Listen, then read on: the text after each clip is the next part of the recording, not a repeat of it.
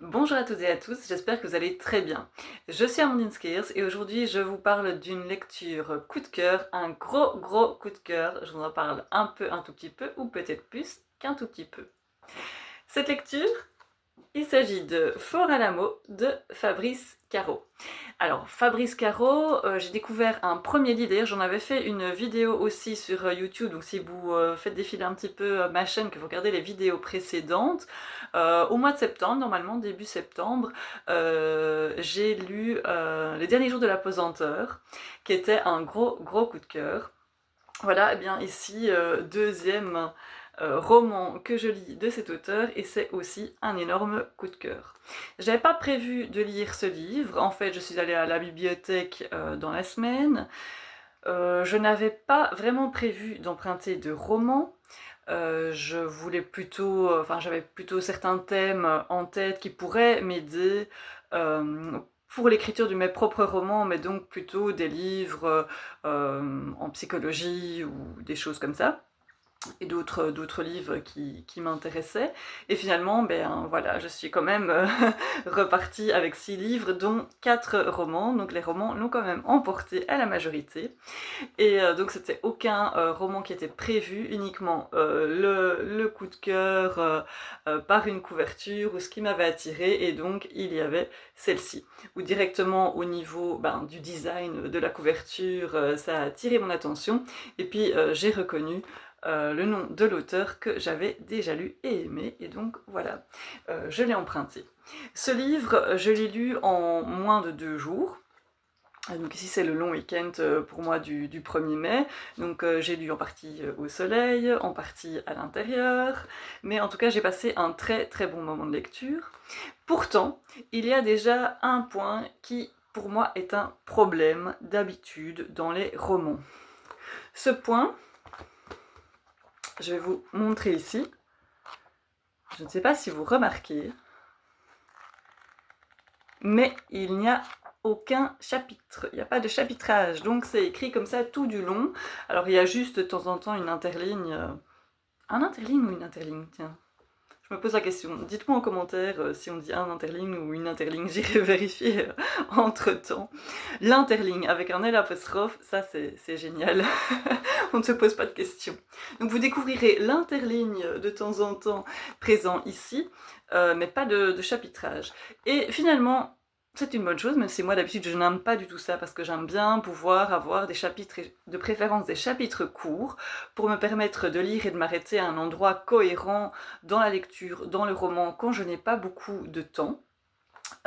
Ici, après, j'avais du temps, j'avais plus de temps disponible, j'avais prévu de consacrer une grande partie de mon week-end à la lecture pour pouvoir en profiter, puisque je ne partais pas, je restais à la maison, mais j'avais envie de me faire plaisir et donc de lire.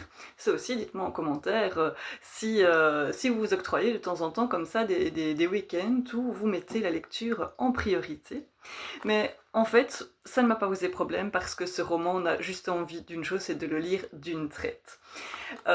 Pourquoi je l'ai aimé? Enfin, il est tout simplement savoureux, il est bourré d'humour, enfin j'ai trouvé ce roman drôle. D'ailleurs c'est le plus drôle que j'ai lu jusqu'à maintenant cette année, en 2026. Je pense que c'est le seul qui m'a fait rire comme ça. Et celui que j'ai trouvé le plus particulier, le plus singulier, donc ce roman Fort Alamo de Fabrice Caro. Mais de quoi il parle en fait? Parce que finalement le thème n'est pas du tout drôle en soi.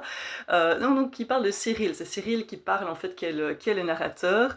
Et Cyril, ça va être son premier Noël depuis le décès de sa mère. Donc a priori, pas très joyeux, donc il est déjà un petit peu perdu par rapport à ça, où il n'a pas le même entrain que d'habitude pour fêter Noël.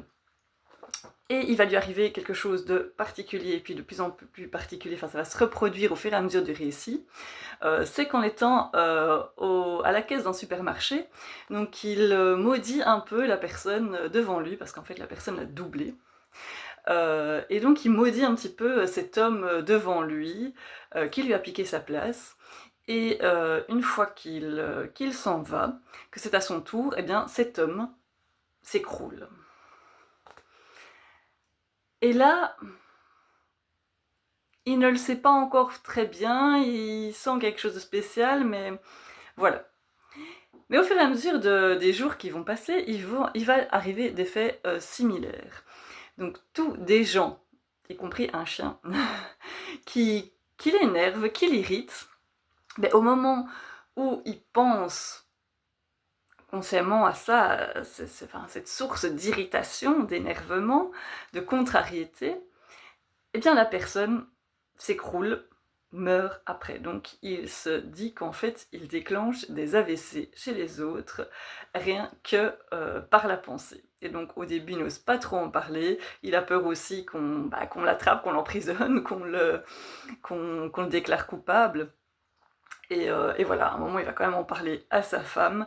Je vous laisse découvrir la suite. Mais donc voilà, ça se passe sur pas très longtemps, l'intrigue, je dirais quelques semaines tout au plus, puisque c'est Noël qui se prépare, donc on va dire les 4 semaines tout au plus avant Noël.